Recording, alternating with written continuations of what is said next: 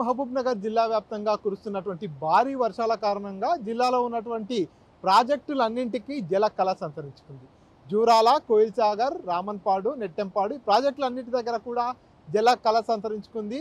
పూర్తిగా గేట్లను ఎత్తి నీటిని దిగువకు విడుదల చేస్తున్నటువంటి నేపథ్యంలో అక్కడ పర్యాటక శోభ కూడా సంతరించుకున్నటువంటి పరిస్థితి. జూరాల ప్రాజెక్టుకు అనుసంధానంగా ఉన్నటువంటి కోయిల్సాగర్ ప్రాజెక్టు దగ్గర ప్రస్తుతం 5 గేట్లను ఎత్తి నీటిని దిగువకు విడుదల చేస్తున్నారు. 75,000 క్యూసెక్కుల ఇన్ఫ్లో కోయిల్సాగర్ ప్రాజెక్టుకు నమోదవుతుంది. దీంతో 5 గేట్లను ఎత్తి నీటిని దిగువకు విడుదల చేస్తున్నారు. 75,000 క్యూసెక్కుల నీరంతా కూడా దిగువకు వెళ్తుంది. సో ప్రస్తుతం మనం కోయిల్సాగర్ ప్రాజెక్టు దగ్గర ఉన్నాం. చూస్తున్నాం కదా, పూర్తిగా 5 గేట్లను ఎత్తిన నేపథ్యంలో ఆ వరద నీరంతా కూడా ఒక్కసారిగా ఉప్పొంగి ప్రవహిస్తున్నటువంటి పరిస్థితి. పాల పొంగి పొర్లుతూ ప్రవహిస్తున్నటువంటి నేపథ్యంలో ఈ ప్రాంత వాసులంతా కూడా ఈ సుందరమైనటువంటి దృశ్యాలను చూసేందుకు పెద్ద ఎత్తున ఇక్కడికి విచ్చేస్తున్నటువంటి పరిస్థితి. కోయిల్సాగర్ ప్రాజెక్టు పూర్తి స్థాయి నీటి మట్టాన్ని పరిశీలించినట్లయితే 32 అడుగులు, ప్రస్తుతం నీటి మట్టం 31 అడుగులుగా నమోదవుతున్నటువంటి పరిస్థితి.